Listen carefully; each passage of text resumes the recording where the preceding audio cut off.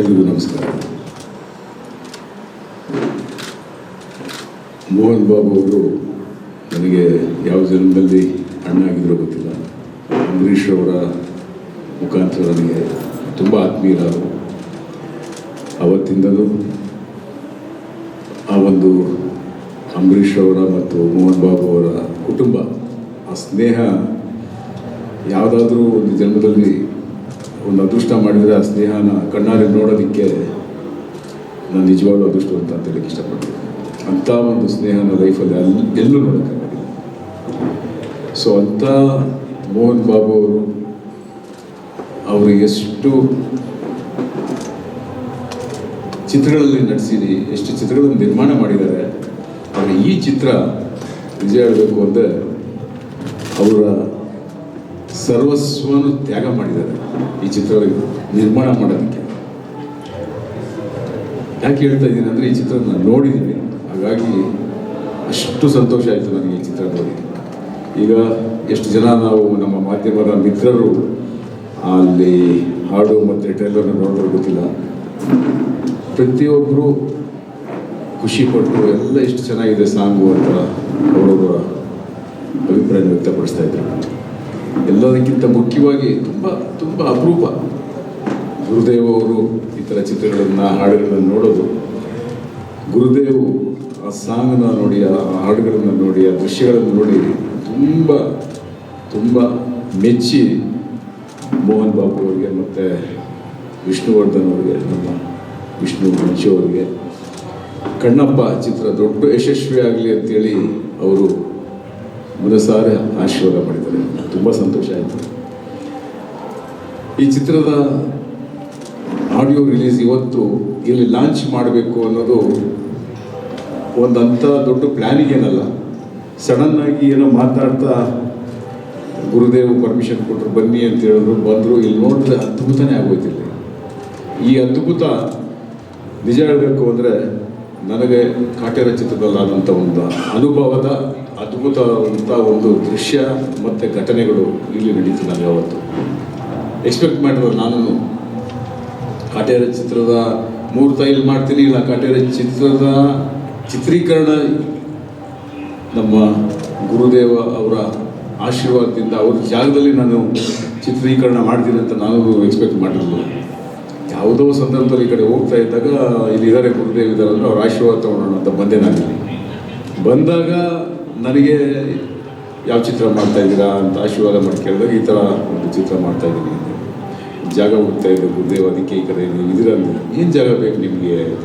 ಒಂದು 15 ಎಕರೆ ಜಾಗ ಬೇಕಾಗಿತ್ತು, ನಮ್ಮದೇ ತಗೊಳ್ಳಿ ಮಾಡಿ ಇಲ್ಲಿ ಅಂತೇಳಿ. ಸೊ ಹಾಗಾಗಿ ಜಾಗ ಕೊಟ್ಟರು.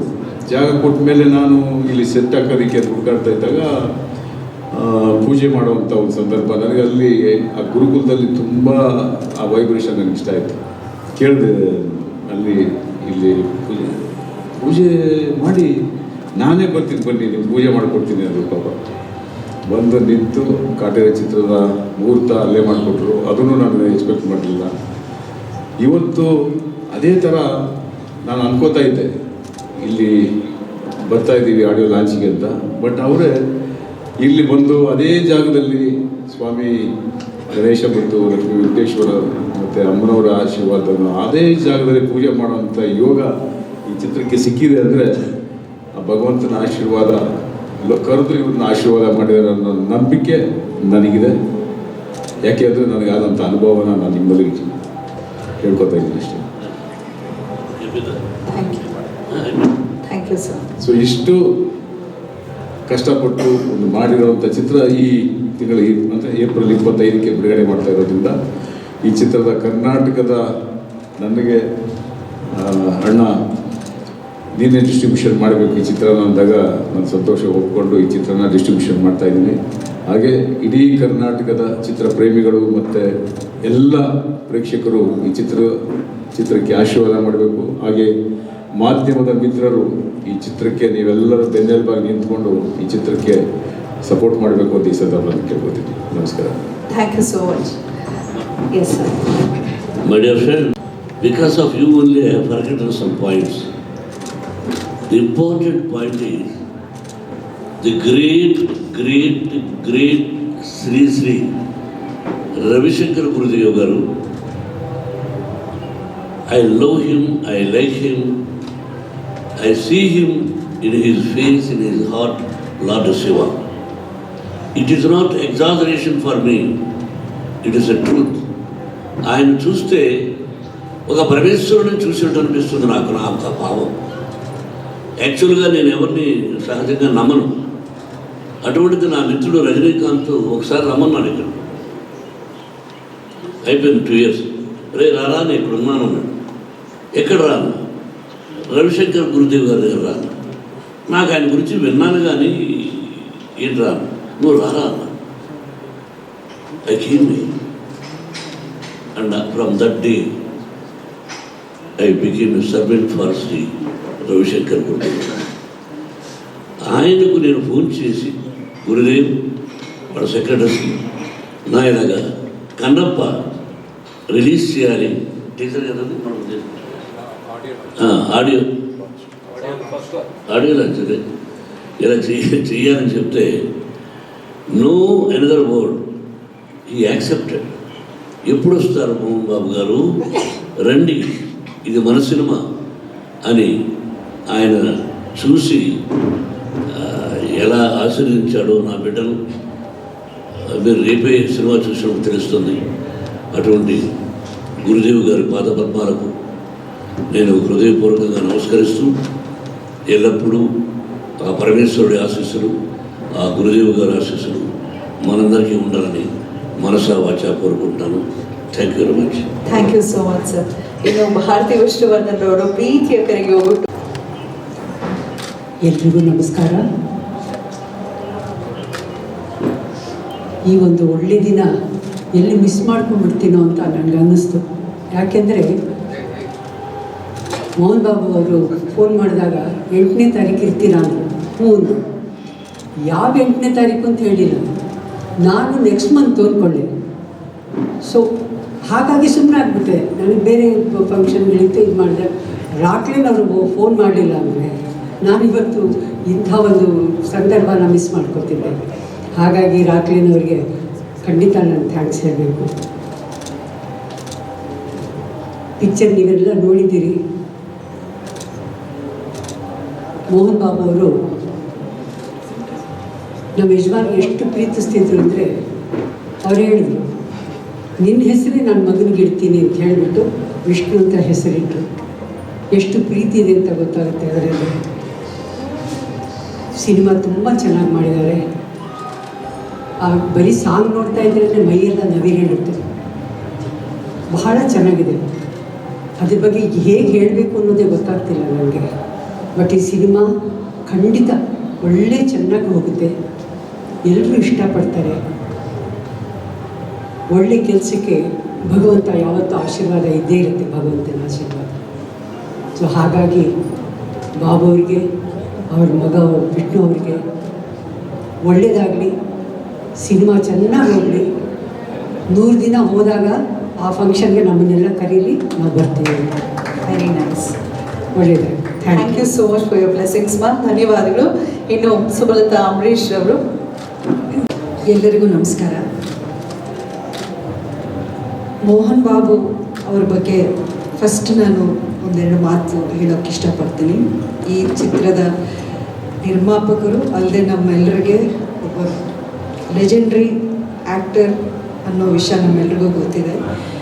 ಅದಕ್ಕಿಂತ ಮುಖ್ಯವಾಗಿ ಅಂಬರೀಷ್ ಅವ್ರಿಗೆ, ಮೋಹನ್ ಬಾಬು ಅವ್ರಿಗೆ ಇದ್ದಂಥ ಒಂದು ಆತ್ಮೀಯತೆ, ಆ ಸ್ನೇಹ, ಆ ಅನುಬಂಧ, ಅದು ಯಾರು ಎಂದೆಂದಿಗೂ ಮರೆಯೋಕ್ಕಾಗದೇ ಇರೋವಂಥ ಒಂದು ಸ್ನೇಹ ಸಂಬಂಧ ಅವರಿಬ್ಬರಲ್ಲಿತ್ತು.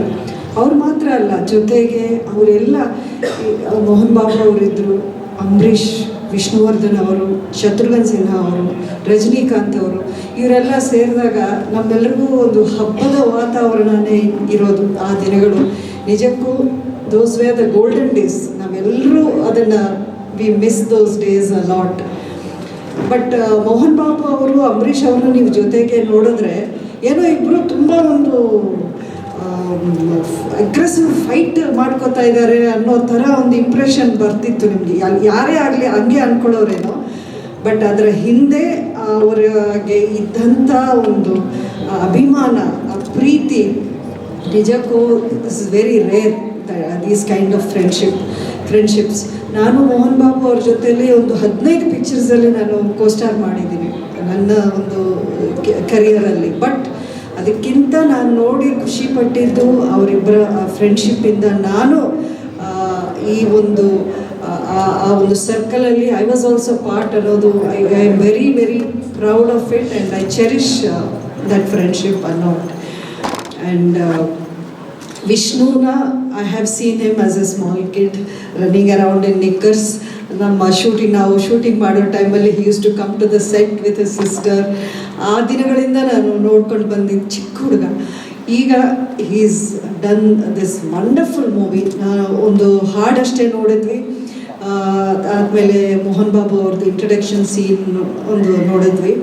ಬಟ್ ಅಷ್ಟು ನೋಡಿದ್ರೇ ಯು ಕ್ಯಾನ್ ಆ ಒಂದು ಮೂವಿ ಯಾವ ರೀತಿ ಇರುತ್ತೆ, ಆ ನ್ಯಾರೇಟಿವ್ ಅಥವಾ ಪಲ್ಸ್ ಅನ್ನೋದು we can make out it. ಹಾಡು ಅಷ್ಟು ಚೆನ್ನಾಗಿ ಅದ್ಭುತವಾಗಿದೆ. ಆ ಹಾಡು ನಮ್ಮೆಲ್ರಿಗೂ ಕಣ್ಣಪ್ಪ ಅಂದ ತಕ್ಷಣ ನಮಗೆ ನೆನಪು ಬರೋದು ಮುಖ್ಯವಾಗಿ ಕರ್ನಾಟಕದಲ್ಲಿ ರಾಜ್ ಅವರ movie Bedara Kannappa. It's a iconic epic movie. ಅದಕ್ಕೆ ಈ ಮೂವಿ ಒಂದು ಟ್ರಿಬ್ಯೂಟ್ ಆಗುತ್ತೆ ಅನ್ನೋದರಲ್ಲಿ ಯಾವುದೇ ಒಂದು ಸಂಶಯ ಇಲ್ಲ ಅನ್ನೋದು ನನ್ನ ಭಾವನೆ. It is come out beautifully, but I know the struggle and the effort taken behind the scenes because I am part of their family. That's how. ಆ ಥರನೇ ಅವರು ನನ್ನನ್ನು ನೋಡಿರೋದು, ನಾನು ಅಂದ್ಕೊಂಡಿರೋದು I am part of their family.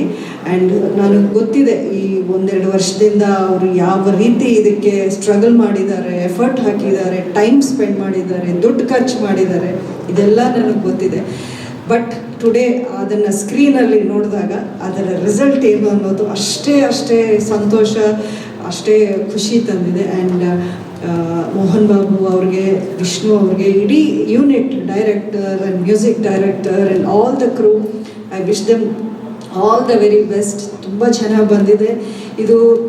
ಇವತ್ತಿನ ಕಾಲಕ್ಕೆ ನಾವು ನೋಡೋದಾದರೆ ಕಣ್ಣಪ್ಪ ಅನ್ನೋ ಒಂದು ಟಾಪಿಕ್ ಆದರೆ ಇಟ್ ಈಸ್ ನಾಟ್ ಜಸ್ಟ್ ಒಂದು ತೆಲುಗು ಅಥವಾ ಒಂದು ಕನ್ನಡ ಅದಕ್ಕೆ ಸೀಮಿತ ಅಲ್ಲ. This is for every Indian.